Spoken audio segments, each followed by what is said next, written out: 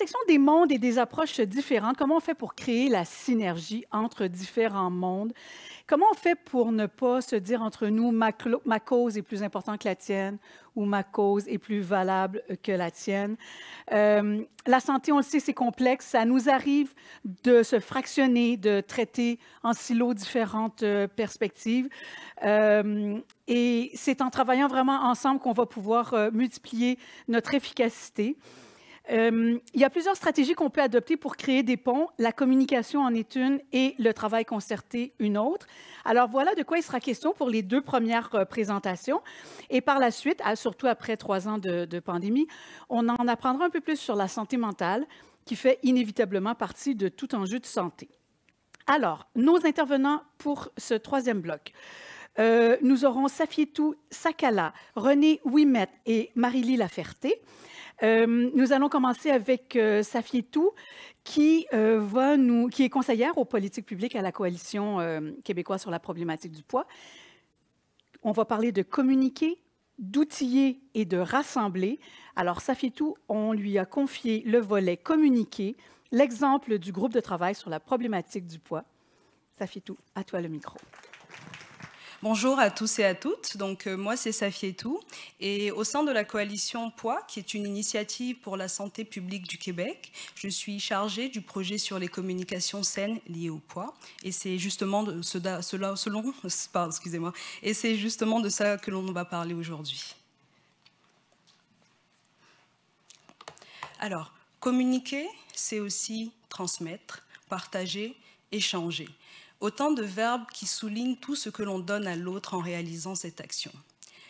Communiquer sous-entend donc une dynamique relationnelle. Les mots sortent de ma bouche, mais ils n'ont de sens que lorsqu'ils se logent dans vos oreilles et débutent une vie dans votre cerveau et dans votre cœur. En santé publique, la communication est une fonction essentielle. D'une part, elle nous permet de transmettre des messages à la population, des messages de santé, et d'autre part, elle nous permet aussi d'échanger des savoirs avec d'autres professionnels. Le risque, cependant, c'est que cette transmission devienne unidirectionnelle. Donc, c'est-à-dire qu'on parle à la population sans vraiment prendre le temps d'écouter leurs réponses, en fait, ce qu'ils nous disent, ou que d'un autre côté, on échange entre professionnels, mais sans vraiment prendre le temps d'écouter la position de l'autre, la vision de l'autre et l'approche de l'autre. Alors aujourd'hui, ma présentation va justement porter sur ça, sur le fait qu'en plus d'être un moyen de transférer des connaissances, communiquer doit aussi servir à créer des liens entre nous pour que nous puissions agir ensemble vers un objectif commun qui est la santé et le bien-être de toute la population.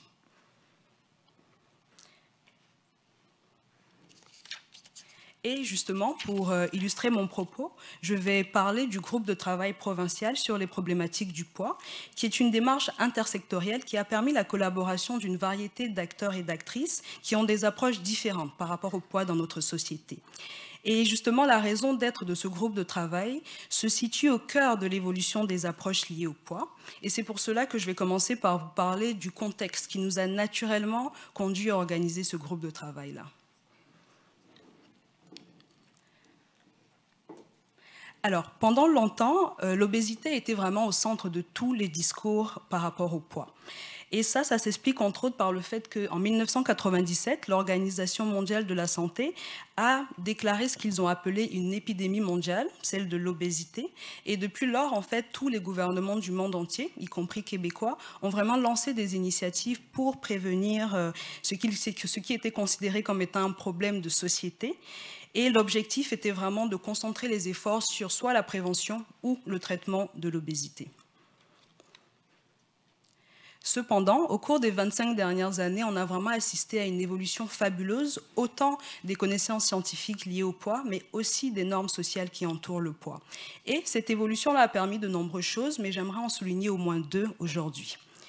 Alors, d'une part, ça a permis vraiment de révéler les effets pervers que certains messages de santé pouvaient avoir, les messages de santé qui se focalisaient uniquement sur le poids comme indicateur de santé, ou se concentraient aussi sur la responsabilité individuelle pour expliquer la prévalence de l'obésité. Et ces effets pervers sont souvent la grossophobie ou la préoccupation excessive à l'égard du poids. D'un autre côté, cette évolution aussi a permis de mettre en lumière toutes les controverses, c'est-à-dire les opinions divergentes qui existent autour en fait de ces enjeux liés au poids. Et il est très important que l'on s'attarde sur ces controverses-là parce qu'elles vont avoir un effet important sur la manière dont on communique par rapport au poids dans notre société. Alors, donc justement, le tableau que vous pouvez voir à l'écran résume en fait toutes ces controverses autour de l'obésité et du poids. Sans nécessairement passer à travers tout le tableau, je vais quand même souligner certaines de ces opinions divergentes-là. Donc à la première ligne, déjà, vous pouvez voir la définition de l'obésité. Donc c'est un fait, la définition de l'obésité ne fait pas consensus au sein des professionnels qui s'y intéressent. Pour certaines personnes, l'obésité est une maladie, et pour d'autres professionnels, c'est un facteur de risque, voire une simple caractéristique physique. Un autre point qui est sujet de controverse et qui se trouve à la troisième ligne, c'est la conceptualisation du lien qu'il y a entre le poids et la santé. Donc, certains professionnels estiment qu'un poids élevé nuit grandement à la santé, tandis que pour d'autres, un poids élevé ne nuit pas ou voire peu à la santé. Et les trois dernières lignes de ce tableau peuvent être résumées ainsi. Tandis que certains professionnels vont préconiser une approche qui est centrée sur le poids, dans laquelle la santé et le bien-être sont déterminés par le statut pondéral. Et dans ce cas-là, le traitement envisagé, c'est vraiment la perte de poids. On a d'autres experts qui ont une autre approche, un paradigme différent, dans lequel toute personne peut aspirer, peut même arriver à avoir une bonne santé et un bien-être, indépendamment de son poids, tant qu'elle vit dans un environnement qui est exempt de stigmatisation. Alors, il n'est pas évident, en fait, de se positionner d'une part ou de l'autre de ces continuums-là, et en réalité, beaucoup de professionnels se trouvent quelque part au milieu. L'enjeu, en fait, avec ces controverses-là, c'est qu'elles vont créer une situation difficile, à la fois pour les professionnels, mais aussi pour la population. Donc, au niveau des professionnels, ce que l'on constate, c'est que les gens ne savent plus nécessairement comment se positionner. Ils ont peur aussi parfois d'adresser publiquement ces enjeux-là, parce qu'ils ne veulent pas créer des effets pervers, encore une fois, la grossophobie ou la préoccupation excessive à l'égard du poids. De l'autre côté, ce qu'on observe du côté de la population, c'est que la population va recevoir des messages qui viennent d'une part ou de l'autre de ces continuums que je vous ai présentés. Donc ça fait que les messages que la population reçoit ne sont pas cohérents entre eux, ce qui peut créer de la confusion et avoir un grand impact aussi sur l'adoption des comportements de santé. Alors, face à ces controverses liées au poids et à leurs enjeux au niveau de la communication, face aussi aux discours qui abordent le poids et qui, sans même le vouloir, peuvent susciter de la préoccupation à l'égard du poids ou de la grossophobie, et donc dans ce cas-là, nuire à ceux-là même qu'elles cherchent à soutenir. Aussi, en troisième lieu, pour répondre à l'appel de nos partenaires qui ne savaient plus comment se positionner, nous avons donc décidé de lancer ce groupe de travail provincial sur les problématiques du poids. Alors, à la fin de l'année 2020, nous avons donc lancé un appel à tous les acteurs et les actrices qui s'intéressent aux problématiques liées au poids, dans l'objectif de vraiment venir réfléchir avec nous à une manière de faire évoluer les normes sociales autour du poids pour mettre fin à la grossophobie. Donc, plus précisément, l'objectif recherché, c'était vraiment de favoriser une vision commune des enjeux liés au poids et donc de développer aussi une communication beaucoup plus cohérente, inclusive et moins stigmatisante. Donc, on a réuni autour de la table une quarantaine de professionnels indépendants, mais aussi des représentants d'organismes. Et au cœur de nos discussions se trouvaient vraiment ces trois problématiques liées au poids. Et je pense que là, c'est important que je vous donne une définition des deux autres qui sont un peu moins connues. Mais avant ça, juste une petite parenthèse pour préciser que à chaque fois que vous allez m'entendre utiliser l'expression « personne grosse », j'utilise vraiment l'adjectif « grosse » d'une manière totalement neutre, seulement pour décrire la corpulence des individus. Alors, la grossophobie et la préoccupation excessive à l'égard du poids peuvent toucher n'importe qui, indépendamment de son poids. La grossophobie, ça englobe tous les comportements stigmatisants et discriminants à l'égard des personnes grosses, mais ça prend aussi en compte cette peur parfois irrationnelle que l'on a de prendre du poids. Et c'est donc un concept qui est très lié à la préoccupation excessive à l'égard du poids, qui, elle, décrit le fait d'être à ce point préoccupé par son poids que cela peut nuire à notre santé. Alors, pour revenir au groupe de travail, en l'espace de quelques mois, au printemps 2021, nous nous sommes donc réunis à 5 reprises et ces rencontres ont vraiment été placées sous le signe du partage. Et encore une fois, les personnes présentes étaient vraiment issues de mondes différents, notamment du monde de la clinique, de la prévention et de la promotion de la santé. Et en préparation à ces travaux, nous avions aussi préparé toute une sorte des travaux, par exemple des sondages que nous avions réalisés auprès de la population pour pouvoir sonder un peu leur positionnement vis-à-vis de ces controverses liées au poids-là. Et à la fin de nos travaux, nous avons vraiment pu avoir un consensus autour de certains aspects des problématiques liées au poids. Et ces points de convergence-là ont été réunis dans un manifeste que vous voyez là à l'écran, un manifeste québécois pour des communications saines sur les problématiques liées au poids. Donc ce manifeste-là, en fait, commence par énoncer un certain nombre de fondements sur lesquels doivent reposer nos communications pour qu'elles soient inclusives et non grossophobes. Ensuite, on énumère aussi un ensemble de principes directeurs qui doivent être compris comme étant des axes de communication qui servent à guider justement les messages populationnels qui abordent le poids dans notre société. Alors, ces principes directeurs-là et leurs fondements ont une importance pour notre pratique à tous ici, notamment parce qu'ils abordent des aspects concrets des enjeux liés au poids et qu'ils abordent aussi la promotion des habitudes de vie favorables au bien-être et à la santé. D'ailleurs, un élément qui est revenu dans les séances de travail, c'est à quel point il était important de faire la promotion de ces habitudes de vie-là, non plus parce qu'elles permettent de prévenir l'obésité, mais vraiment parce qu'elles comportent des bénéfices et apportent du plaisir à énormément de personnes, voire à toute la population en réalité. Nous avons donc, suite à ce groupe de travail, sorti aussi une fiche informative et vulgarisée sur la grossophobie, ainsi qu'un rapport qui explique en détail la démarche du groupe de travail provincial sur les problématiques du poids. Alors après cette première vague de travaux, le sentiment général qui régnait parmi nos collaborateurs était qu'il fallait continuer en fait ce groupe de travail pour consolider et concrétiser nos principes directeurs, mais aussi pour poursuivre la direction autour d'un certain nombre de points qui avaient été laissés en suspens et que nous avons appelés des chantiers. Donc pour réaliser ces chantiers, nous avons donc lancé 2 autres volets de travail en 2022. Le premier volet de travail a réuni une vingtaine de professionnels durant 3 séances de travail. Et là, l'objectif, c'était vraiment de pouvoir rédiger des messages populationnels concrets, clés en main, et qui respectaient donc les axes de communication présentés dans le manifeste.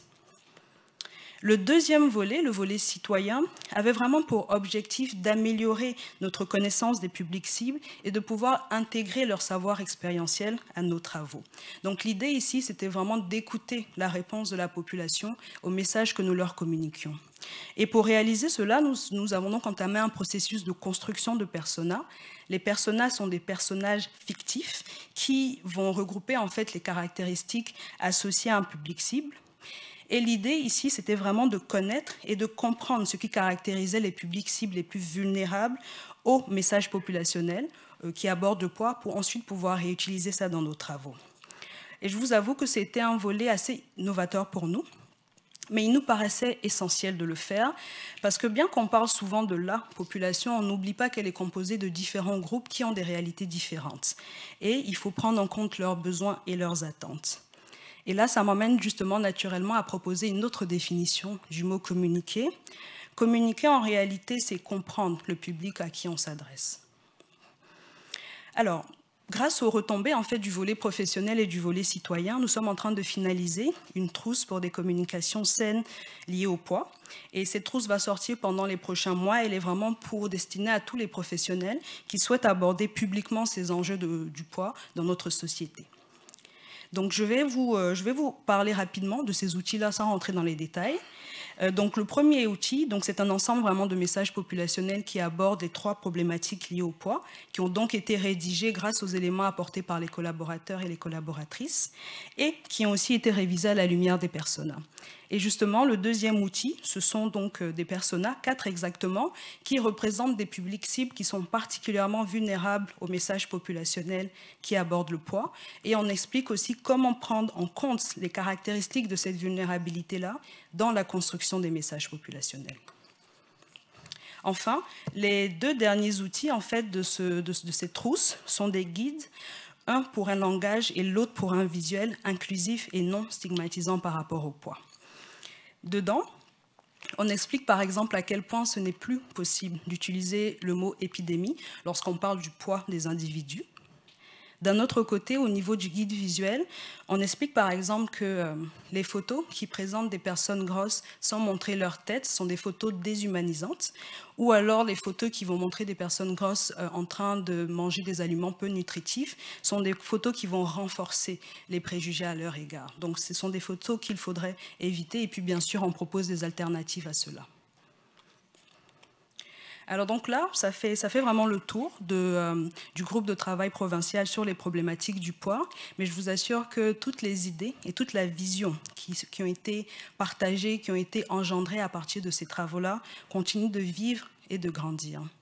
Et d'ailleurs, j'aimerais profiter de cette tribune pour remercier, en mon nom personnel et au nom de toute l'équipe de l'Association pour la santé publique du Québec, remercier toutes les personnes qui ont donné de leur temps, de leur énergie et de leur passion dans ce groupe de travail-là.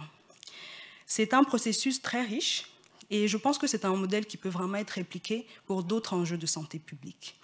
En tout cas, nous, au sein de notre équipe, on est vraiment fiers de cette mobilisation-là parce que justement, ça a permis de remobiliser des partenaires autour de la question du poids. Et autant le manifeste qui est déjà sorti que la trousse qui va bientôt sortir crée un certain engouement au sein de nos partenaires et nous sommes vraiment ravis de pouvoir apporter notre contribution à ce besoin-là, en répondant en réalité à ce besoin de trouver une manière de communiquer sainement autour du poids ici au Québec. Et donc, pour terminer, j'aimerais revenir sur cette notion de communiquer. Au fond, communiquer, c'est oser. Oser commencer une discussion et accepter qu'elle nous emmène beaucoup plus loin que ce dont nous avions rêvé. Donc aujourd'hui, ce que j'aimerais, c'est qu'ensemble, nous osons commencer une discussion pour la santé et le bien-être de tous les Québécois et les Québécoises.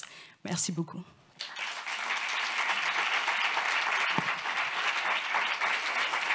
Wow. Merci, Safietou, vraiment. On va procéder comme dans le bloc précédent. Donc, tous les conférenciers viendront me rejoindre sur scène pour la période de questions. Déjà, il y a des choses qui font réfléchir.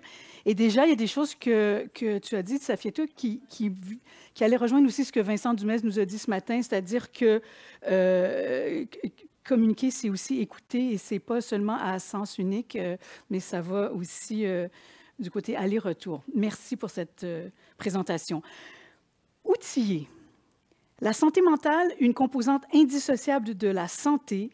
Renée Ouimet qui va nous parler de ça. Renée Ouimet, elle est la directrice générale du mouvement Santé mentale Québec et on a bien besoin d'entendre sa présentation. Merci.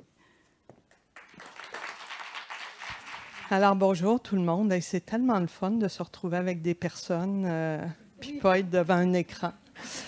Alors moi, aujourd'hui, je vais plus vous parler de la synergie entre nous, de la synergie nécessaire pour créer des ponts plutôt que de parler des personnes à l'extérieur de nous.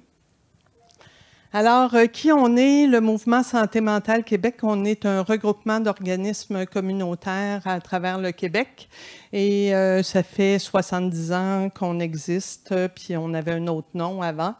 Notre objectif, c'est de créer, développer et renforcer la santé mentale, puis j'aimerais ça que vous reteniez ça parce qu'on ne parle pas de maladie.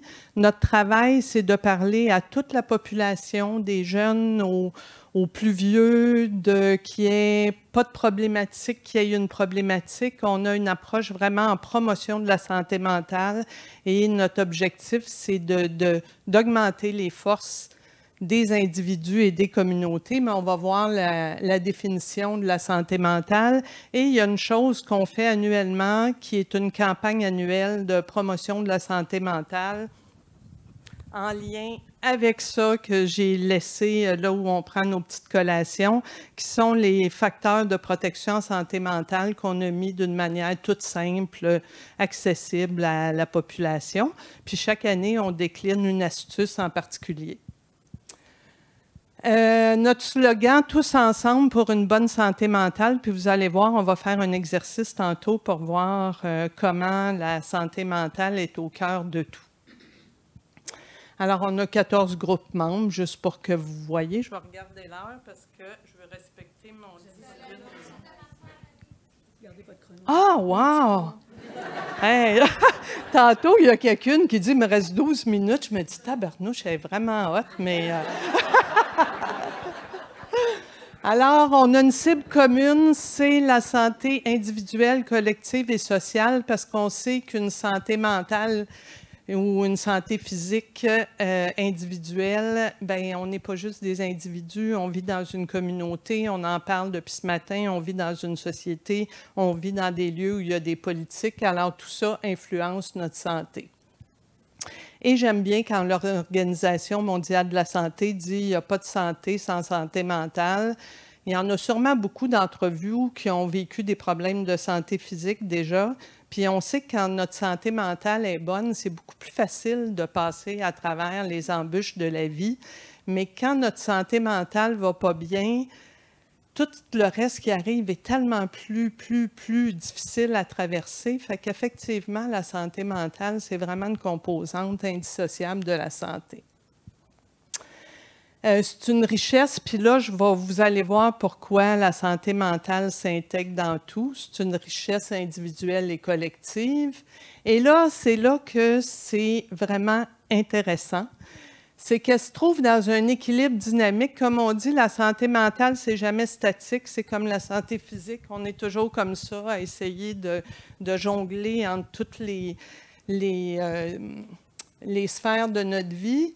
Mais là, on se rend compte comment le social, tout ce qui nous entoure, notre milieu de travail, les conditions de vie, les milieux de vie dans les écoles, les parcs ont un impact sur notre santé mentale. Comment, au niveau physique, on a beaucoup parlé des pistes cyclables, de pouvoir marcher, de pouvoir se déplacer, de pouvoir avoir des soins de santé. Tout ça a un impact sur notre santé physique. Spirituel, c'est large, mais c'est beaucoup tout ce qui donne du sens à notre vie. Fait qu'on sait que là-dedans, les politiques peuvent donner du sens à notre vie ou en enlever, que de s'impliquer socialement peut donner du sens à notre vie. Économique, on sait à quel point quand on a des problèmes économiques, qu'on n'arrive plus à payer notre loyer, à se nourrir, les impacts que ça peut avoir sur notre santé mentale, émotionnelle et psychologique. Fait qu'on voit que la santé mentale est dans tout et qu'à peu près tout ce qu'on va faire va avoir une influence sur la santé mentale des individus, des communautés, des populations. Puis elle permet, quand on a une bonne santé mentale, d'agir, de réaliser le potentiel, son plein potentiel, puis de contribuer à la société.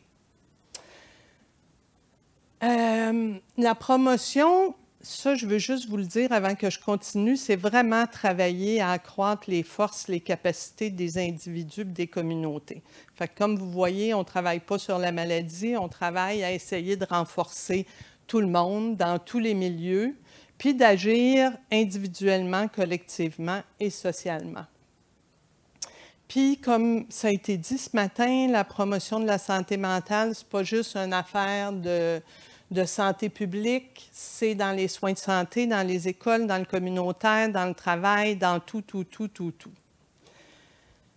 Puis la synergie, c'est quoi? C'est drôle, ce midi, on en parlait à ma table et on disait qu'il y a plein de choses qui peuvent créer la synergie entre les organisations, entre tous les groupes. Puis tantôt, on s'est dit que ça serait peut-être intéressant qu'on développe une synergie ensemble.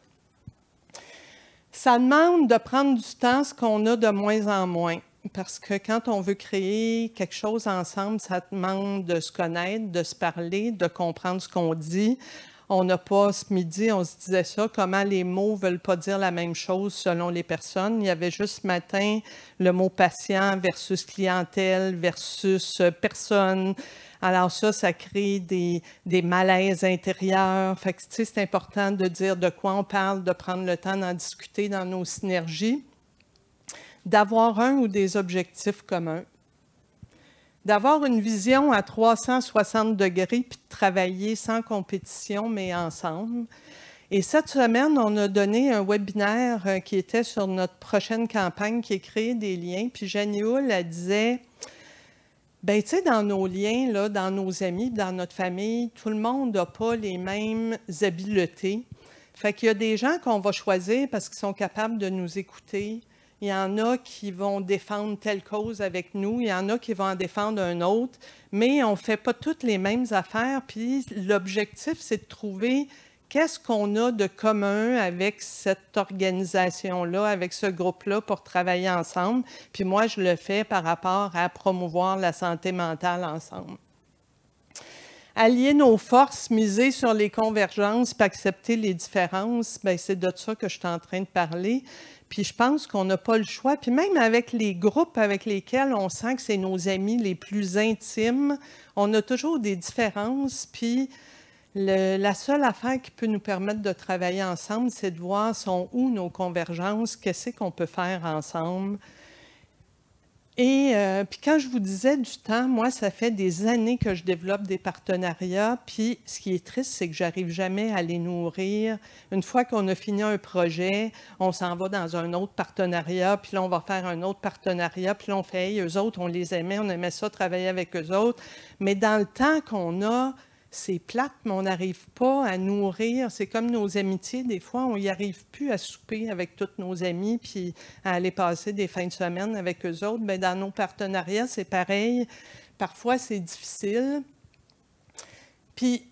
Et puis, on a besoin de l'aide des autres, comme quand il y a des groupes qui nous connaissent, bien, qui nous fassent connaître à d'autres organisations, à d'autres groupes, qu'on s'entraide comme ça pour se renforcer parce qu'on n'arrive pas à être partout et à être connu de tout le monde. Il faut lever la main parce qu'il y a toujours du monde qui ne pense pas à nous autres. Fait que qu'on soit dans n'importe quel secteur, c'est fondamental. Puis de savoir comment on peut collaborer et maintenir nos liens, comme je vous dis, c'est vraiment difficile. Mais là, je voulais vous parler de réussite que j'ai vue en promotion. La promotion de la santé mentale, ça a été quelque chose dont on n'arrivait jamais à parler. On parlait toujours de maladies, de problèmes, de diagnostics. Et là, ça y est, on commence à en parler. Et dans la nouvelle stratégie en prévention du suicide, la promotion de la santé mentale fait partie de l'axe 1. Fait que ça, c'est un gain qui n'existait pas avant. C'est vraiment génial. L'année passée, à l'Assemblée nationale, il y a eu une journée nationale de promotion de la santé mentale positive qui a été votée par tous les partis de manière unanime. C'est un gain. La loi qui a modernisé le régime de santé et de sécurité au travail parle plus de promotion, prévention en santé mentale. Ça reste toujours un petit peu ténu, mais ça s'en vient. Et puis, comme le temps file, je veux quand même vous dire que... Puis on a travaillé, comme je vous dis, je veux plus vous parler de... Les tables sont vraiment importantes. Et puis, des partenariats, on a fait avec l'année passée, on a réussi avec les regroupements en santé mentale à faire le premier débat politique en santé mentale. Et on fait des partenariats avec le milieu municipal, avec le milieu agricole, avec l'éducation, avec la Fédération des cégeps. On a mis en place une journée de la santé mentale au collégial. Fait qu'on essaie de créer des partenariats partout parce que la santé mentale fait partie de tout. Et là, je vais vous amener à... Puis, je veux quand même dire qu'on travaille en silo encore et que malheureusement, ça arrive encore trop souvent qu'il y a des initiatives qui sont mises en place et où on n'est pas... où toutes nos forces ne sont pas mises ensemble, où on n'est pas concerté, où on travaille. Puis là, il faut lever la main bien, bien fort. Tu sais, les projets n'ont pas été définis ensemble. Et là, je vais vous parler d'exercices, de projets bien, bien spécifiques. Puis c'est des projets super intéressants, mais qui n'ont pas mis les forces des collectivités ensemble. Il y a un projet Air ouverte qui a été lancé pour intervenir auprès des jeunes, qui est un projet super intéressant, mais déjà dans les milieux, il y avait des maisons de la famille, il y avait des maisons des jeunes, il y avait des groupes qui intervenaient en promotion de la santé mentale, et tout ça n'a pas été mis ensemble pour créer quelque chose de collectif. Il y a quelque chose de nouveau, bang, qui est arrivé dans une communauté. Et là, il faut lever la main bien, bien haute pour dire que, tu sais, que les groupes arrivent à dire « Hey, nous autres, on est là, on fait quelque chose. » La maison de jeunes qui disent « Hey, nous autres, on est là. » Nos groupes en promotion de la santé mentale. Puis, on crée la synergie après que le projet a été créé.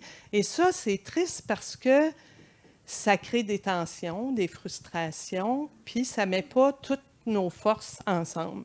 Ça a été la même chose pour le réseau des éclaireurs. Je ne sais pas s'il y en a d'entre vous qui le connaissent, mais on s'est retrouvés dans des milieux où il y a des personnes qui ont été engagées, qui ne savaient pas quoi faire, qui ne connaissaient pas toutes les ressources du milieu, qu'on ne leur a pas dit d'avance. Il y a tout ça qui existe dans le milieu. Vous pouvez les mettre ensemble. Ces personnes-là se retrouvent à devoir travailler sur un dossier, puis à ne pas avoir toutes les ressources pour le faire, à ne pas connaître toutes les forces du milieu. Et puis, il y en a qui ne savent pas quoi faire quand ils se retrouvent là avec ce titre-là. Fait que ça, c'est une faiblesse qu'on a encore dans notre réseau qui est triste. Puis, il s'est passé la même chose avec des agents en promotion, prévention, santé mentale qui se sont retrouvés avec ce beau travail-là à faire, mais sans connaître les ressources du milieu. Fait que les personnes doivent chercher beaucoup, beaucoup, beaucoup. Puis les autres personnes, comme les groupes, doivent dire, bien, nous, on existe, on fait ça, puis essayer de remettre les forces ensemble pour travailler ensemble. Fait que la synergie demande de lever la main tout le temps, d'essayer de voir tout le temps ce qui se passe. Puis, je ne sais pas trop comment qu'on peut arriver à faire ça ensemble, mais ça demande une vigilance de tout le monde. Et là, je veux y aller avec des exemples concrets pour que vous saisissiez bien comment la promotion de la santé mentale elle s'inscrit partout. Fait que je vais vous donner quelques exemples. Vous pouvez le faire debout. Regardez, je vais vous poser des questions. Fait que vous pouvez vous lever debout si vous êtes d'accord. Restez assis. Non, levez-vous pas tout de suite parce que vous ne savez pas si vous êtes d'accord ou pas. Vous pouvez juste lever votre pouce si vous avez des incapacités ou baisser votre pouce. Puis, vous vous mettez comme ça si vous ne savez pas trop si vous êtes d'accord ou pas, parce qu'on ne veut pas que ce soit juste une dualité. Fait que, avoir accès à un logement avec des coquerelles, des punaises, avoir froid puis être loin des espaces verts, est-ce que c'est bon pour la santé mentale? Si c'est... Est-ce qu'avoir accès à des moyens de transport pour visiter ses proches, est-ce que c'est bon pour avoir soin, accès à des services? Puis ça, c'est ça, vous pouvez vous lever si vous êtes d'accord. Dans nos politiques, est-ce que ne pas... Vous vous asseyez si vous n'êtes pas d'accord. Est-ce que ne pas consulter, ne pas prendre appui sur l'histoire, l'expertise avant de mettre en place un plan d'action, ça renforce la santé mentale? J'ai un petit, est-ce qu'avoir accès à des professeurs dynamiques, heureux, reconnus en santé, c'est bon pour la santé mentale des profs et des élèves? Est-ce que ça, c'est mon dada? Est-ce que le fait de ne pas avoir le droit à un échec scolaire au cégep et que ça entache notre cotère, même si on reprend notre cours avec succès pour notre vie et que ça se pourrait qu'on ne puisse pas aller dans ce qu'on veut, est-ce que ça favorise ou pas une bonne santé mentale? Dans notre milieu de travail, est-ce qu'être reconnu pour son expertise et son expérience, ça favorise la santé mentale? Est-ce que ne pas être consulté lors de changements importants? Est-ce que le fait d'avoir une conciliation, une politique de conciliation travail-vie personnelle qui vous demande d'accomplir toutes vos tâches, quelle que soit la situation, mais à l'heure que vous souhaitez, je trouve souvent que ça ressemble à ça, la conciliation travail-vie personnelle. Est-ce que c'est bon pour la santé mentale? Vous pouvez vous mettre sur le côté comme ça aussi.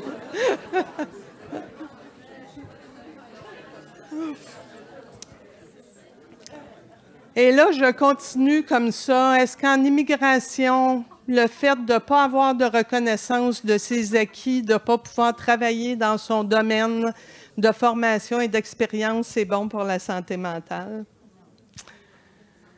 dans la société, ne pas reconnaître le racisme systémique, est-ce que c'est bon pour la santé mentale? Est-ce qu'agir contre tout type de stigmatisation, c'est bon pour la santé mentale?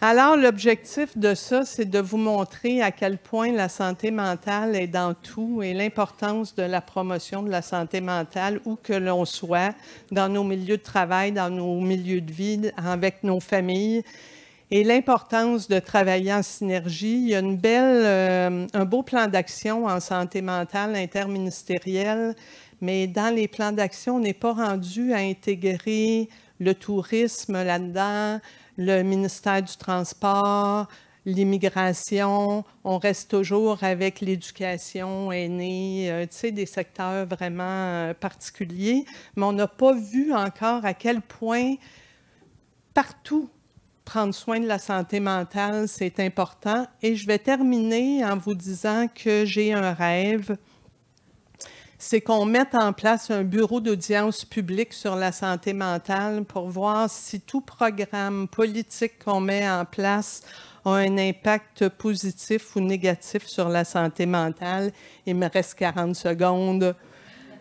Alors, c'est notre prochaine campagne, Créer des liens. Vous pouvez aller la découvrir et j'espère qu'ensemble, pour la bonne santé mentale et physique, nous allons pouvoir tisser des liens. Alors merci beaucoup. Et puis, vous pouvez me...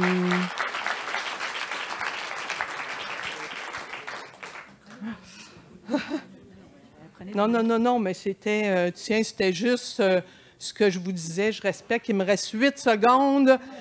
La promotion vise à accroître, je le répète, le bien-être individuel, collectif et social, puis être transversal, être interministériel, être intersectionnel, sectoriel, tout ça ensemble. Mais voilà, puis c'est pour ça l'importance de la synergie. Merci.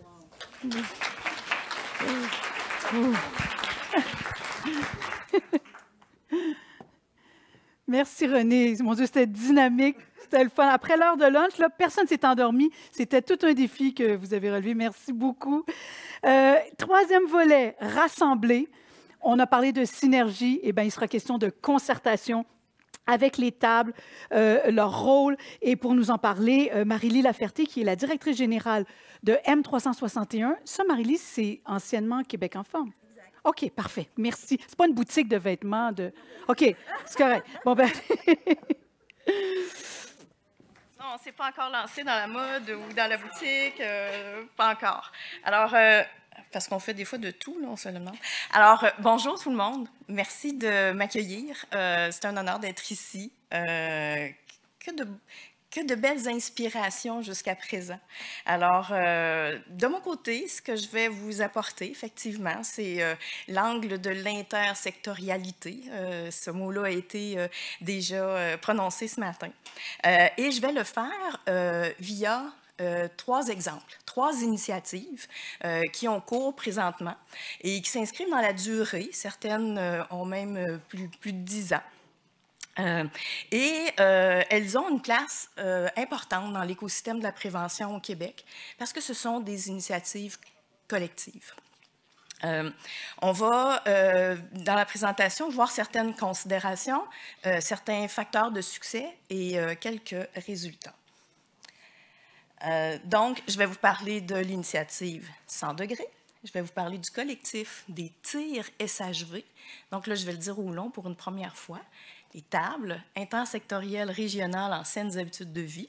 Alors maintenant qu'on les connaît bien, on va appeler ça une tire. Et les tables nationales, il y en a été question ce matin, notamment la TQSA, la TMVPA, Sylvie Bernier, à titre de présidente, les a abordées ce matin. Puis aussi le comité stratégique de la démarche Prendre soin de notre monde.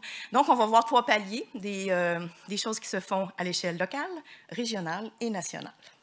Mais d'abord, permettez-moi de vous parler un petit peu de M361, justement pour vous dire qu'on s'est choisi une mission emballante, une vision très fédératrice, parce qu'en fait, ce qu'on cherche à créer, c'est des solutions qui aident à faire grandir les communautés en santé. Et pour ce faire, on applique directement chez nous le principe de l'intersectorialité parce que seul, on ne pourrait jamais arriver à cette mission. Donc, nous sommes issus du Fonds Québec en forme. C'est un OBNL qui a été formé il y a plus de 20 ans. Et à la fin d'une période qui est allée de 2002 à 2017 sous le nom de Québec en forme, on a réuni, on a convié, on a interpellé l'ensemble du Québec dans cette vaste mobilisation à créer justement des entités, des organismes sous l'idée qu'en intersectoriel, c'est comme ça qu'on va pouvoir faire avancer le dossier des saines habitudes de vie au Québec. Alors, on parle d'intersectorialité encore aujourd'hui, mais c'est un petit peu parce qu'on est tombé dedans quand on est petit. Puis c'est ce qui explique le positionnement stratégique. M361, c'est comme, je dirais, un entrepreneur général qui travaille, collabore avec des spécialistes, des experts, des gens dans tous les domaines qui concourent à la même mission. Donc, on interpelle les gens, on travaille ensemble, ça fait partie de notre ADN. Et ça permet à notre organisation de pouvoir, effectivement, c'est le +1 dans le M361 quand on nous le demande, mais le +1, c'est vous. C'est les partenaires qui s'ajoutent, ce sont les expertises qui sont nécessaires pour y arriver. Donc, cette mobilisation-là, le maillage du M, c'est dans notre ADN. Et le 1 indique cette idée-là qu'on souhaite additionner les partenaires clés pour réaliser nos actions. Nos dans le sens du nous inclusif. Aujourd'hui, M361, c'est une trentaine d'employés. Et c'est grâce justement au nombre de partenariats qu'on a que ça nous permet de pouvoir réaliser l'ensemble des mandats et des projets qu'on réalise. On le fait pour le gouvernement du Québec, principalement. Et on le fait avec les partenaires, pour les partenaires et en fonction de clientèle cible.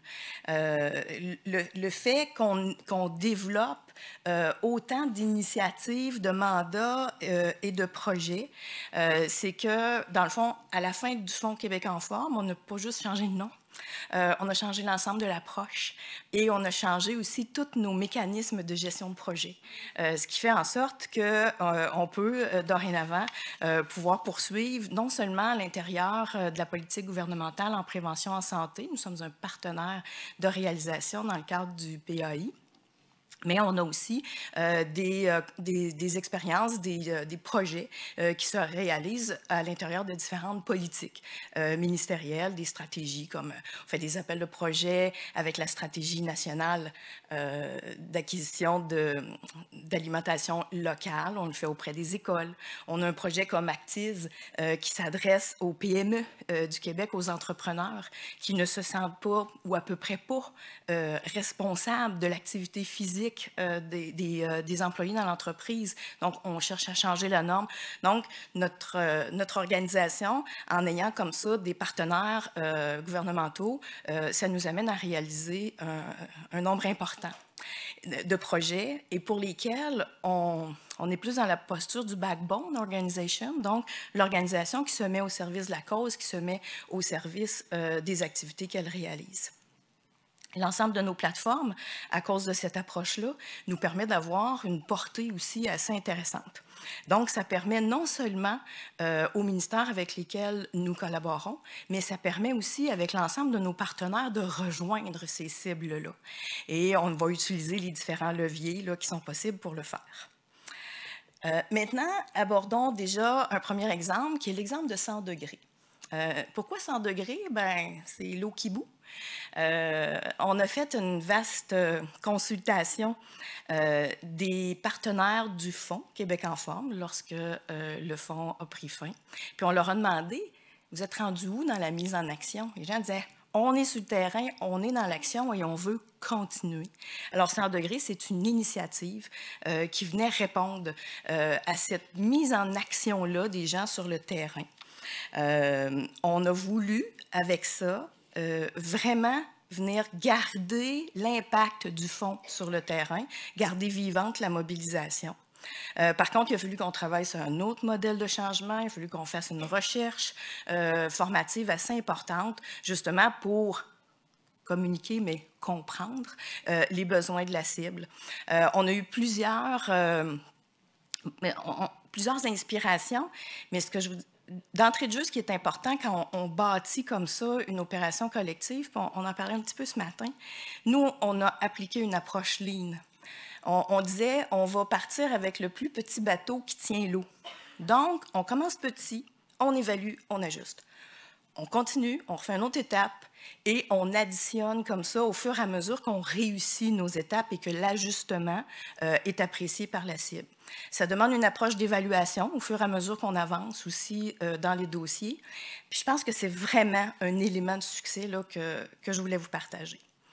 100 degrés, en fait, ce sont 4 composantes. On voit des illustrations donc d'une des composantes qui était le terrain avec sa stratégie ambassadeur, du réseautage, parce que les gens ont besoin de se parler, ont besoin d'échanger, ont besoin de savoir où sont rendus les autres. Alors, cette façon-là de le faire. Puis, on s'est aussi donné une bonne stratégie numérique parce que dans le temps de la pandémie, on a voulu rester en lien avec les gens. Puis on a même entendu à un moment donné quelqu'un qui était dans une municipalité, justement un urbaniste, qui nous confiait une chance que j'avais mon 100 degrés. Ça m'a permis de passer au travers un moment où je me sentais isolée. Parce qu'on forme une communauté, c'est vraiment fort à travers l'idée. Donc, il faut que les gens puissent trouver un élément d'engagement. C'est un autre facteur de succès à tout ce qui est collectif. Bien sûr, à travers l'initiative, puis là, vous voyez quelques chiffres par rapport à la stratégie numérique. Puis, ce qui est important pour la mise en action, bien, c'est l'argent. S'il n'y a pas d'argent, c'est bien, on a tous de la bonne volonté, mais ça prend des ressources. Puis quand je parle d'argent, c'est ressources humaines, ressources financières, et à l'intérieur de 100 degrés, on l'a mis sous forme d'appel de projet. Les gens disaient « Oh non, pas des appels de projet, vous allez encore mettre des choses qui ont un caractère limité dans le temps, puis on sait que ce n'est pas la bonne façon. Il faut donner de la pérennité dans ce qu'on a collectivement. » Mais bon, il fallait appeler un chat un chat. C'était comme ça que les ministères nous interpellaient, ils nous demandaient aussi d'exercer. Hein, ils partent un programme, ils veulent faire un appel de projet. Mais ça nous a quand même permis, aujourd'hui, on a des discussions avec les ministères en disant comment on peut faire varier ça? Pourrais-tu dépasser un petit peu la formule, être plus dans le temps? Bref, de s'inscrire dans la pérennité au niveau des ressources est un élément hyper important. Sur 100 degrés, je terminerai, je passerai, moi je me minute, mon Dieu, je suis quasiment en pile poil, wow, c'est bon ça! Un autre exemple, je vous amène un peu ailleurs, c'est les tables régionales, donc les tirs. Il s'appelle le collectif Tir SHV. Le collectif a la mission de mobiliser, de réunir, de rallier les 17 tables régionales et M361. Qu'est-ce qu'une TIR?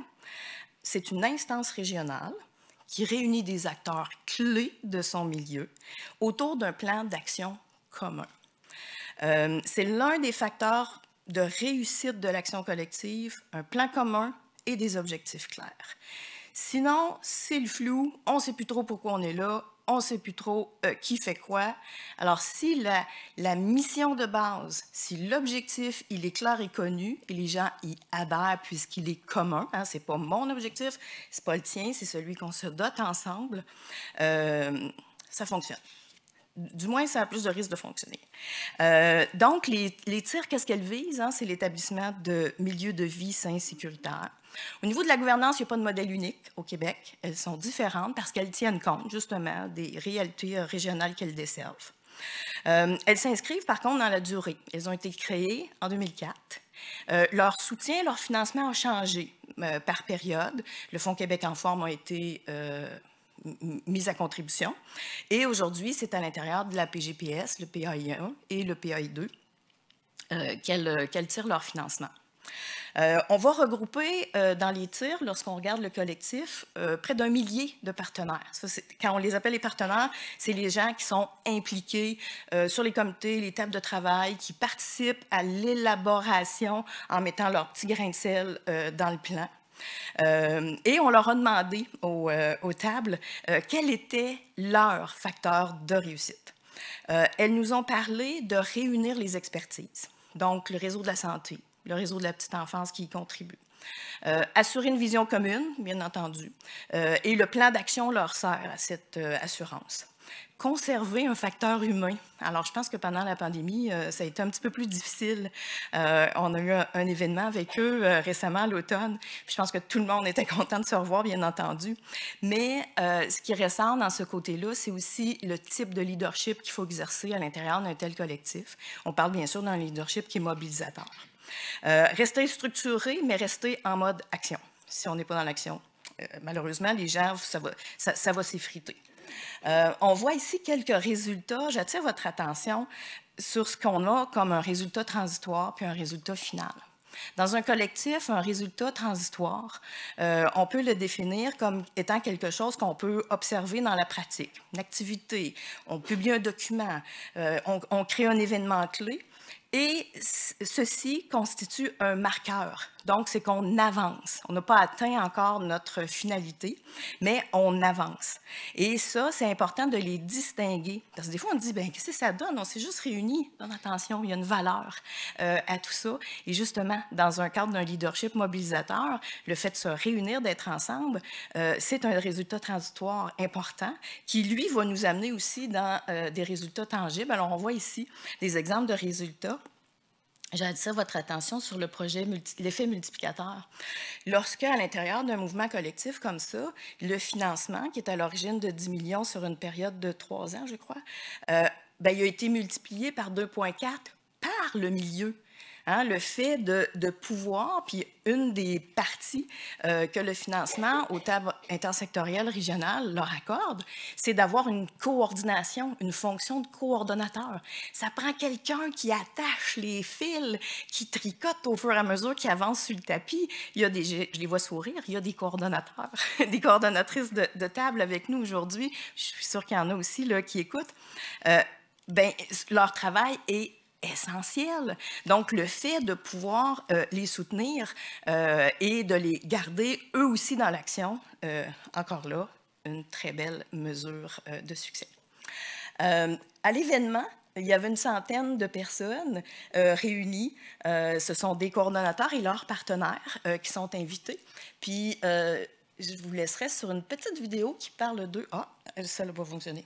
Il y avait une vidéo. On essaiera de voir ça tantôt. Si je recule, j'y retourne. Oui, je le vois. Ah.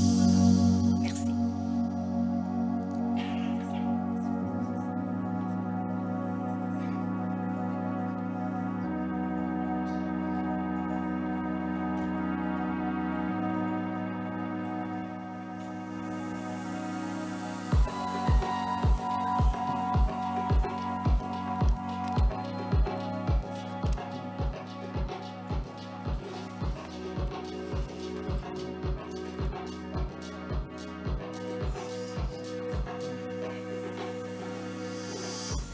C'est vraiment inspirant le retour des partenaires autour de la table malgré la période pandémique. Donc j'ai senti que les gens étaient intéressés et positifs par rapport aux déclarations 2.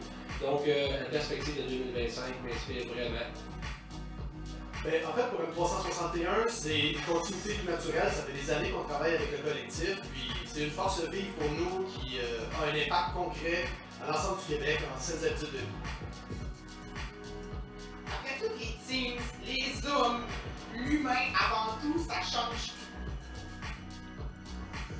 Le collectif des tirs SHV, c'est un endroit de concertation, de stimulation, d'échange, de bonnes pratiques, etc. Et c'est essentiel, à mon avis, si on veut maintenir une mobilisation de nos communautés vers des nouvelles normes sociales qui intègrent les saines habitudes de vie.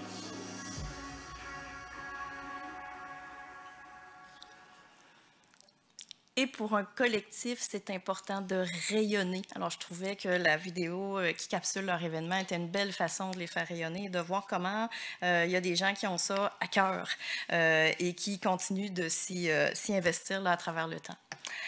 Maintenant, au niveau national, je vais terminer avec cet exemple. 2 tables, on en a discuté tantôt, ça a été nommé. Pour sa part, la table sur le mode de vie physiquement actif a célébré ses 10 ans. Sur la saine alimentation, c'est 7 ans. Et il y a aussi à l'échelle du Québec un comité stratégique pour la démarche Prendre soin de notre monde. C'est une démarche qui s'adresse et qui vise plutôt les municipalités. Celle-ci a 7 ans, je crois. Ces instances, bien sûr, y contribuent à faire évoluer les normes et on est fiers chez M361, bien sûr, d'être partenaire, mais c'est plus de 70 organisations qui y participent. Ensemble, ils vont réaliser des projets collaboratifs. Ils vont, par leur propre rayonnement, rejoindre à peu près tous les milieux de vie au Québec, autant pour la saine alimentation là, que le mode de vie physiquement actif. C'est un modèle très innovant, c'est efficace dans le sens de l'intersectorialité à l'échelle nationale. On va retrouver sur les tables, c'est vraiment important, les représentants de la société civile, les organismes, plusieurs sont ici aussi avec nous, la représentation ministérielle et des leaders d'opinion. C'est ensemble, ils vont unir leur voix, ils vont unir leur expertise et ils vont se réaliser dans l'action à travers différents comités. C'est comme ça qu'ils le font. En terminant, on leur a aussi demandé quelles étaient, puis on les voit, là, ce sont les rencontres, des photos issues de la rencontre qui célébraient les 10 ans et les 5 ans des tables nationales. Puis ici, on leur a demandé notamment quelles étaient leurs forces. On parle encore aussi de plan commun. On parle de se donner les moyens d'évaluer et de partager nos indicateurs. Tu sais, l'évaluation, des fois, ce n'est pas par ça qu'on commence, mais il faudrait le faire parce que ça nous donne justement la possibilité de poser les jalons de l'action collective. Puis si ça, on ne le perçoit pas, c'est dur de perdurer dans le temps. Rallier les expertises et les capacités des organisations, hein, chacun ses forces et on y contribue, de communiquer fréquemment, ça a été aussi abordé, et de partager nos ressources, qu'elles soient à l'échelle financière ou humaine. On a tous des rêves aussi, on en a parlé, certains d'entre vous l'ont abordé, pour assurer le succès. Une des choses qu'il faut faire attention dans tout ce qui est collectif, c'est lorsqu'on a un espacement dans le financement, lorsqu'il y a une rupture dans le financement qu'on doit attendre, on ne sait pas si les choses vont arriver. Il faut faire attention, ça essouffle les mouvements. Puis la prévention, ce qu'on rêve, c'est que ce soit un projet de société là, qui soit porté par tous et dans lequel on doit, bien entendu, élargir notre cercle.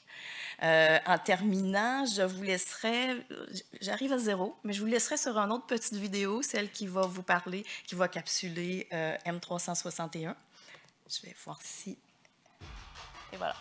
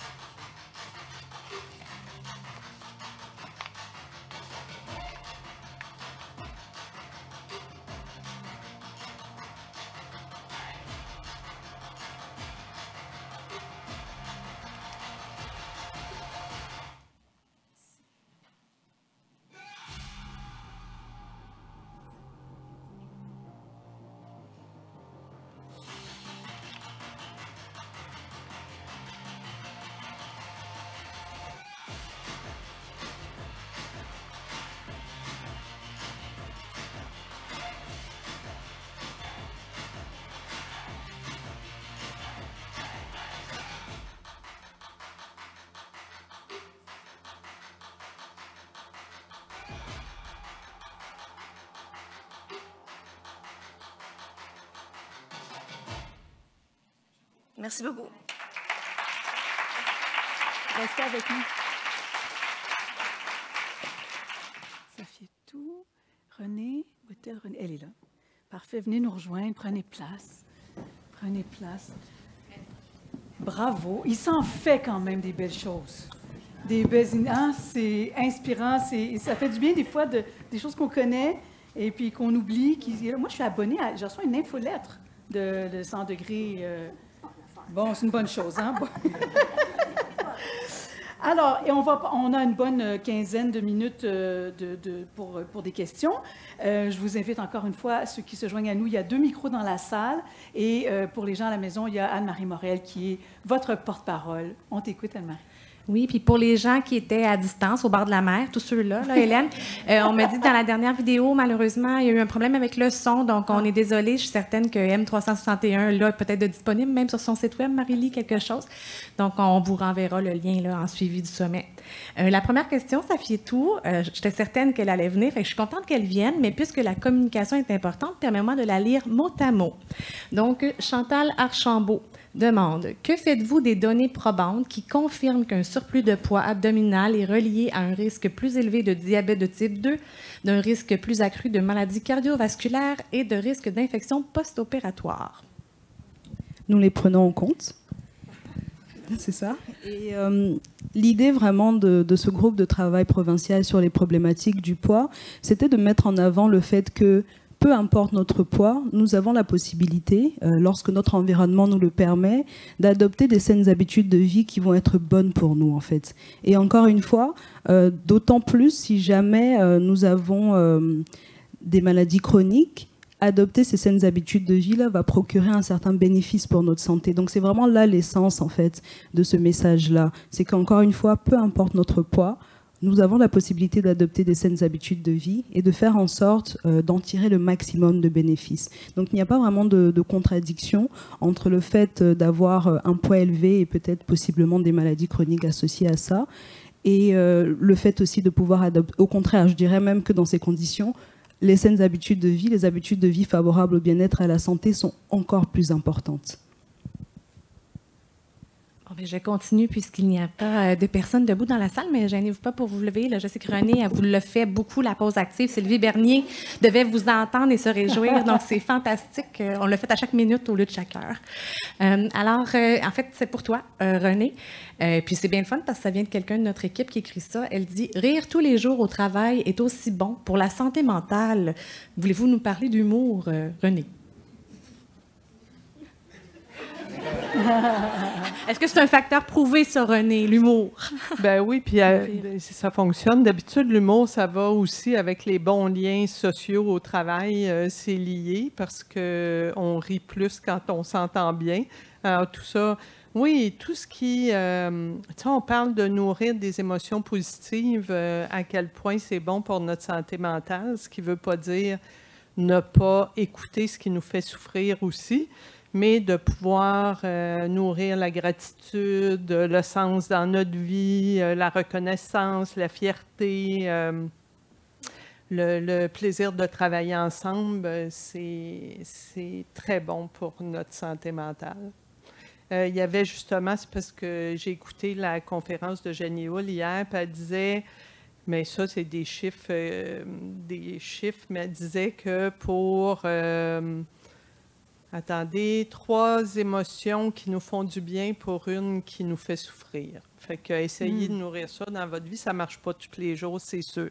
René, est-ce que ça vous fait peur, l'après-pandémie? Ben, on est encore officiellement dans la pandémie, mais même pour les gens qui ont traversé la pandémie en se disant « Ah, finalement, j'ai été chanceux, j'ai été privilégié. » Et là, on se rend compte que il y a des effets délétères là, de la pandémie sur la santé mentale. Vous n'allez pas manquer de travail dans les années à venir. Est-ce qu'il y a des enjeux qui ressortent comme étant encore plus criants, plus importants que d'autres? Bien, il y en a plusieurs, mais tu sais, si on regarde les enjeux sociaux en général, c'était beaucoup lié à ça. Il y a eu de la solitude qui a été énorme. Il y a eu des aînés qui sont morts de solitude. Il y a eu, tu sais, quand on parlait d'école à la maison, je parlais à des enseignantes qui disaient, ben oui, mais tu sais, il y a des élèves qui n'ont absolument pas de moyens, que je ne peux pas communiquer avec eux autres. J'ai été obligée de me rendre à la maison. On a souvent l'impression que tout le monde est égal. Je me rappelle d'une conférence où il y avait une maman qui disait « Moi, l'espace que je me suis créé, je suis dans un petit appartement, j'ai pris l'ancien parc d'enfants, puis j'ai mis ma petite table de travail dedans pour montrer que c'était mon territoire de travail à moi. Mais tu sais, des fois, on s'imagine que travailler à la maison, qu'on a toutes les mêmes grandeurs de maison, puis toutes les mêmes possibilités. Mais tu sais, il y en a qui vivent dans 2 pièces, puis qu'il y a tout ça qui ont été des enjeux, qui ont été difficiles. Effectivement, ça a été positif pour du monde quand même, hein? On ne peut pas le nier. Il y a des personnes à qui ça fait du bien. Mais puis il y a des personnes qui ont perdu beaucoup, puis il y a des personnes qui ont été extrêmement créatives, puis qui ont refait des nouveaux emplois, du nouveau travail. Mais je crois qu'on revient quand même à tout, tu sais, quand on regarde les enjeux sociaux, on revient quand même toujours à ça. Il y a des milieux qui ont été, les milieux qui vivent dans la pauvreté ont été plus qu'à risque. Les rapports de hommes-femmes, la charge mentale, bon, il y a eu la violence, il y a eu, tu sais, plein d'enjeux qu'on a vus qui... mais je pense qu'on doit se questionner par rapport à ça en tout temps, pas juste en post-pandémie, pas juste pendant, pas juste avant, mais que ça doit faire partie de nos enjeux de société tout le temps. La bonne chose, c'est qu'on en parle, puis on en parle aujourd'hui. C'est déjà un avancement. Oui, docteur Horacio. Oui, je veux juste mentionner par rapport à la question des impacts collatéraux. Pour être allé à PAO, l'Organisation panaméricaine de la santé, là, la santé mentale, avec la pandémie, ça a été partout sur la planète. Je veux juste comprendre que ça a été... Et je pense aussi que ceux qui sont rentrés dans la pandémie, dans des conditions plus vulnérables, ont payé le prix. Ça, c'est assez clair. Je suis convaincu qu'en même temps qu'on a sauvé des vies, c'est des personnes âgées, on en a précipité sur de la perte d'autonomie. Je veux dire, on a probablement diminué de façon importante la qualité de vie des individus. D'où l'importance, à mon avis, de travailler en amont aussi sur les inégalités de santé. Travailler en amont sur la réalité homme-femme.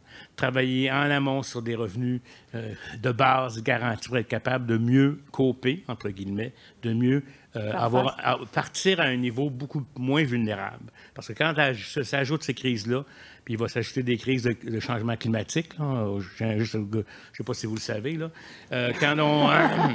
S'il y en a qui pensent que ça n'existe pas, je peux vous dire que ça va être des défis. Puis la prochaine crise, ça ne sera peut-être pas ce qu'on pense, ça ne sera peut-être pas un COVID-19, ça peut être complètement autre chose. De la même façon que la guerre en Ukraine entraîne chez des personnes des stress.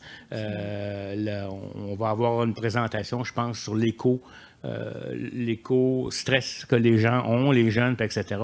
Donc, moi, je tiens à vous dire que, dans le fond, on s'en est relativement bien tiré par rapport à d'autres endroits dans le monde, mais ça demeure que c'est un phénomène collatéral très, très, très important. Les enjeux de santé mentale de ce côté-là et des programmations des personnes âgées. Merci. Juste, oui, allez-y. Je veux juste dire en début, on a beau être d'accord ou pas être d'accord avec comment la crise a été gérée, mais on était dans une province sécurisante, entre guillemets, qui nous donnait des consignes, qui nous parlait tous les jours, et ça créait du sens et un certain sentiment de sécurité, qu'on ait été d'accord ou pas, mais il y avait quelque chose qui a été quand même là-dedans positif pour plusieurs personnes, puis je voulais juste le souligner. Mais c'est important que vous le souligniez parce que c'est venu aussi ébranler des fondations sur lesquelles on pensait qu'on était, puis que c'est venu encore plus exacerber, par exemple, l'importance de la famille, l'importance du tissu social, d'aller à l'épicerie puis de voir des tablettes vides parce qu'il n'y avait plus d'avoine, puis il n'y avait plus de... On n'a pas l'habitude de ça, puis tout d'un coup, il y a des choses qui ont pris tout un autre sens, l'importance des repas, de ne plus avoir accès justement à des restaurants, des choses à l'extérieur. Et là, il faut devenir plus autonome individuellement et familialement. Donc oui, il y a du beau aussi qui est sorti de tout ça. Dans chaque crise, il y a des choses qui font ressurgir peut-être des valeurs qu'on avait oubliées, qui étaient à ce point importantes pour nous. J'aimerais savoir... Marie, comment vous faites chez excusez-moi, c'est une déformation, moi c'est M0851, c'est la boutique dont je parlais tout à l'heure.